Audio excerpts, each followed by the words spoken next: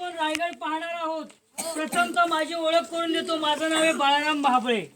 जिथे रोपेत बसून रायगडावरती आलात ना, खाली जे गाव लागले ते हिरकणीवाडी गाव. रोपेत बसून गडावरती आलात तो हिरकणीचा बुरुज. जी माता आपल्या बाळासाठी हाच रायगड उतरून गेली होती म्हणून त्या गावाचं नाव दिलंय हिरकणीवाडी. आपण ज्या ठिकाणी उभे ही रायगड किल्ल्याची बॅक साईड पाठीमागची बाजू आहे. किल्ल्याची फ्रंट साईड ही पुढे आहे. जे 1500 पायरे गड चढून रायगड किल्ल्यावरती लोक येतात ती किल्ल्याची पुढची बाजू. गडावरती चालत येण्यासाठी किमान 2 तास लागतात. 1500 पायऱ्या आहेत. रोपेत बसून 5 मिनिटांमध्ये किल्ल्यावरती पोहोचलात. या रायगडाची समुद्र सपाटीपासूनची उंची आहे 2851 फूट. जिथे रोपेत बसून रायगडावरती आलात तिथून या रायगडाची उंची आहे 1375 फूट. या रायगडाच्या सभोवताली पाहिलं तर या पूर्ण सह्याद्री माउंटन सह्याद्री पर्वतरांगा पाहायला मिळतात. या सह्याद्री पर्वतरांगाने या रायगडाला चारही दिशेने वेढले आहे. कोणतीही सह्याद्री पर्वतरांग रायगडाला जोडून नाही आहे. जोडून असती तर शत्रू या रायगडावरती सहज कोठूनही चढून आला असता, कारण हा एक स्वतंत्र डोंगर आहे. या डोंगराचं पूर्वीचं मूळ नाव होतं रायरीचा डोंगर. हा रायरीचा डोंगर जावळी खोऱ्यामध्ये मोडतो. प्रतापगडाच्या पायथ्यापासून या रायगडाच्या पायथ्यापर्यंत हे मूळ पूर्ण जावळीचं खोरं आहे. जावळी प्रांतामध्ये राहणारे त्यावेळेचे जावळीचे चंद्रराव मोरे त्यांच्या ताब्यामध्ये हा डोंगर होता. शिवाजी राजांना राजगडावरून एक दुसरी राजधानी करायची होती म्हणून राजांनी जावळीचे चंद्रराव मोऱ्यांकडून हा डोंगर जिंकून आपल्या ताब्यामध्ये घेतला. 1656 या गडावरती बांधकाम चालू केली. ही 1670 पर्यंत 14 वर्ष लागले गड बांधायला. 14 वर्षामध्ये रायगडावरती 350 इमारती, मोठमोठी 11 तलाव आणि छोटी 84 पाण्याची टाकी बांधली. आपल्याला एक प्रश्न निर्माण होतो, गडावरती या 350 इमारती बांधण्यासाठी लागणारा दगड खालून गडावरती न आणता या गडावरतीच तलाव खोदले, तलाव निर्माण केले. या तलावांच्या मधून मोठमोठे दगड काढले, त्याच्या किल्ल्याच्या बांधकामासाठी वापरले. या बांधकामासाठी पूर्वी गूळ, चुना आणि शिसं वापरलंय. आपण आता भिंतीचे अवशेष पाहतो. याच्यावरती एक छप्पर होतं. सागवानी खांबाचे लाकडी कॉलम्स वरती उतरते छपराची कुंभार नळ्यांची मातीची कौलं. 10 मे 1818 मेजर हॉल आणि कर्नल पॉथर या 2 ब्रिटिश अधिकाऱ्यांनी या रायगडाला चारही दिशेने वेढा मारला.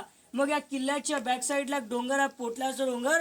त्या डोंगरावरून या गडावरती तोफांचा मारा केला. त्यावेळेस हे लाकडी छप्पर गडावरचं पूर्णपणे जळून गेलेलं आहे. 11 ते 12 दिवस गड जळत होता.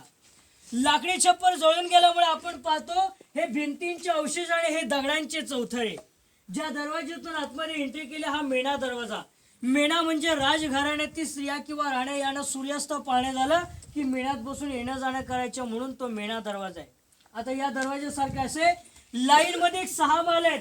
या 6 मालांचं नाव आहे छत्रपती शिवाजी महाराजांच्या राण्यांच्या महालांचा भाग. कल्पना करा की राजांना राण्या किती होत्या, तर 8 राण्या होत्या.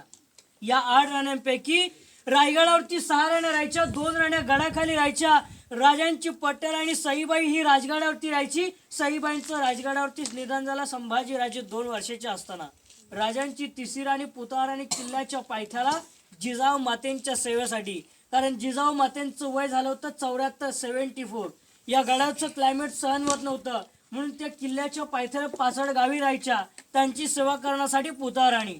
बाकी उरलेल्या 6 राण्या का केल्या तर आपल्याला एक प्रश्न निर्माण होतो की राजांच्या पट्ट राण्या 2 होत्या, सईबाई, सोयराबाई. सईबाईचा संभाजी आणि सोयराबाईचा राजांवर असे राजांचे 2 मुलगे. बाकी ज्या 6 राण्या केल्या, शिवरायांचं एक राज्य कमी होतं. हे राज्य वाढवण्यासाठी म्हणजे आपले एक स्वैर संबंध जुळावं म्हणून प्रत्येक गावातील एक राणी केली, कारण तो गाव आपल्या सोबत व्हावा या दृष्टिकोनातून 8 गावातील 8 राण्या केल्या. या 8 राण्यांची नाव आहेत. पहिल्या सईबाई, सोयराबाई, सखवारबाई, गुणवंतबाई, काशीबाई, लक्ष्मीबाई, पुतळाबाई अशा 8 राण्या होत्या.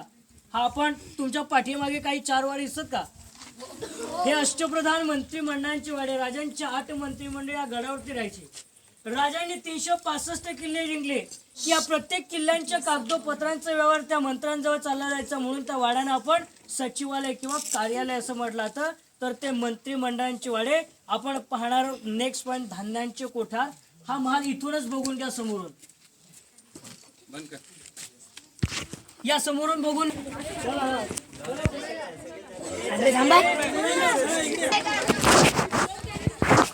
त्यांचे महाल